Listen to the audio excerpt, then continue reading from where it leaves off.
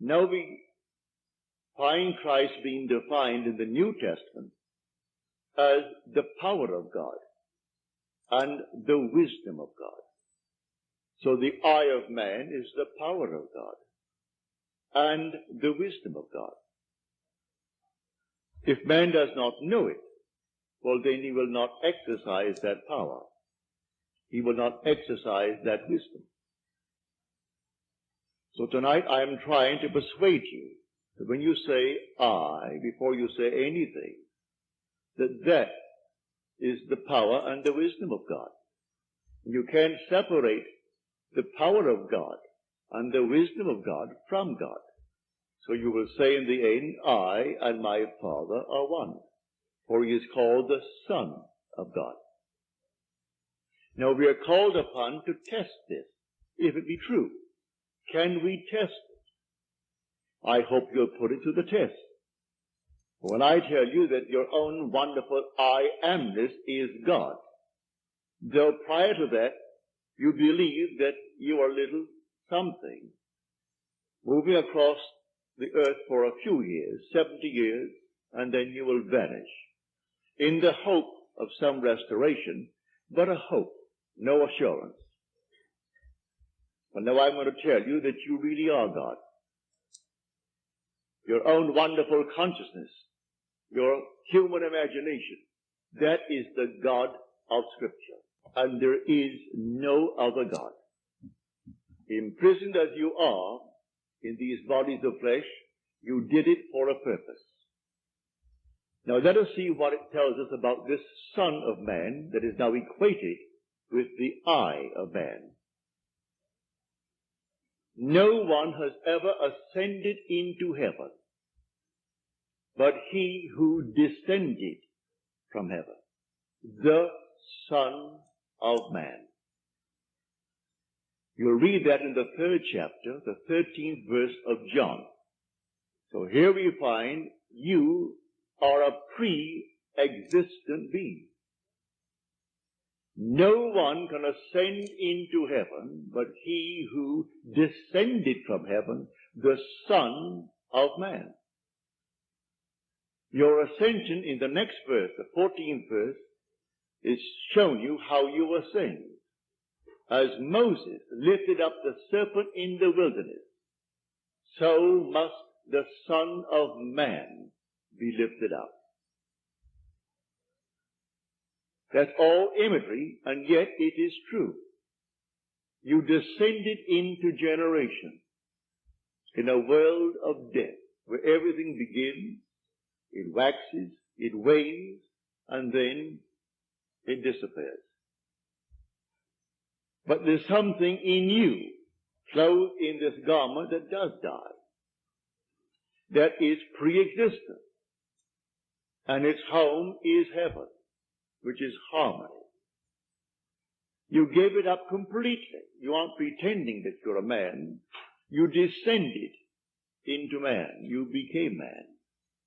With all the weaknesses, all the limitations, all the restrictions of man, to experience this world of death and decay. There will come a moment in time that you will ascend from this restriction, taking with you the experience that is yours because of this restriction. And you will ascend in the same manner that Moses lifted up the serpent in the wilderness. That was an adumbration. That was a foreshadowing. You will rise from the base of your spine, up your spine into your own skull, for heaven is within you. And you will rise like a fiery serpent, without any loss of identity. The form you wear, I hesitate to describe it. I will tell you that your face is human, your hands are human, your voice is human, but do not ask me to describe the body that you wear. It's infinite power, infinite wisdom, and yet it is a form.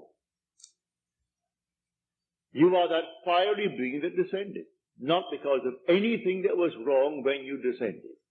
The fall is not because of any mistake on our part. It's a predetermined plan to come down into the world of death and decay and overcome it. If coming down, wearing these garments, we knew who we were, pretending that we were men, we could not accomplish it. Any more than an actor on the stage, pretending that he is Hamlet, can actually play that part.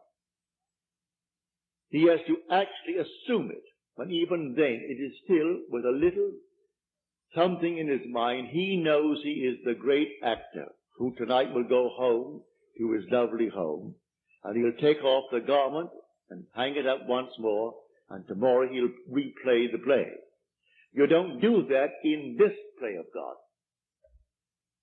You don't take off the garment. You wear it for your 10, and if by strength, your 40, or maybe even longer, or shorter. But the eye of man is the God of Scripture. Put it to the test.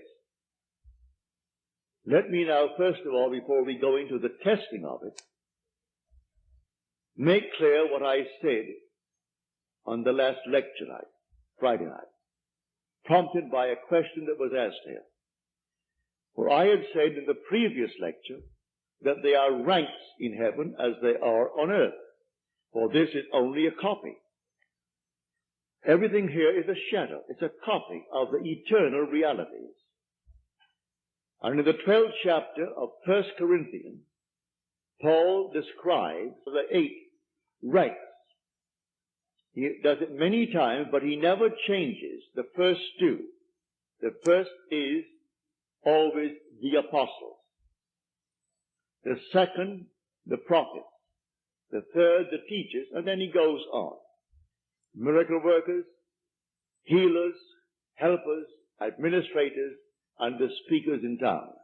But he never changes the first and second, the apostle and the prophet. You might think, because I told you I am sent, and the word sent means an apostle, that I am appropriating unto myself a certain first rank.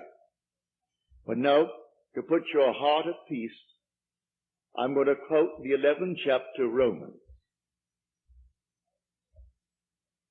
As of old, for there are always a remnant of old, and the remnant simply means the elect of God. You're not elected because you're born by accident into some ethnic group. Has nothing to do with that. A descendant of Abraham after the flesh is not necessarily the elect of God. You are chosen from any race, any nation, any religion. Well, how the choice is made, no one knows. It remains the Father's secret. But Paul qualifies it in this manner. There is a remnant to this day, called by grace. And if by grace, then it is not on the basis of works. Otherwise, grace would no longer be grace. Therefore, no one who is called and sent can brag. If he brags, he is not the sent. Because it's all by grace. He didn't earn it. It's not by merit. It is simply a secret known only to the Father.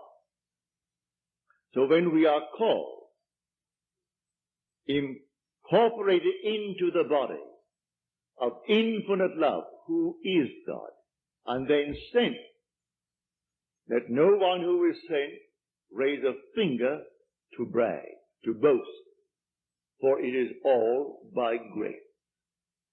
Read it in the 11th chapter the 5th and 6th verses of Paul's letter to the Romans. So now I have stated that. So do not think for one moment when I tell you I have been called and sent that in any way I am trying to act superior. For there is no intrinsic superiority to those who are called. Now he uses an analogy which I do not think adequate, but you can read it in the book itself. He uses the analogy of the human form, that not all are head, eyes, nose, teeth, and so on. But that is a weak analogy. Nevertheless, he uses that to show you the different parts in one body.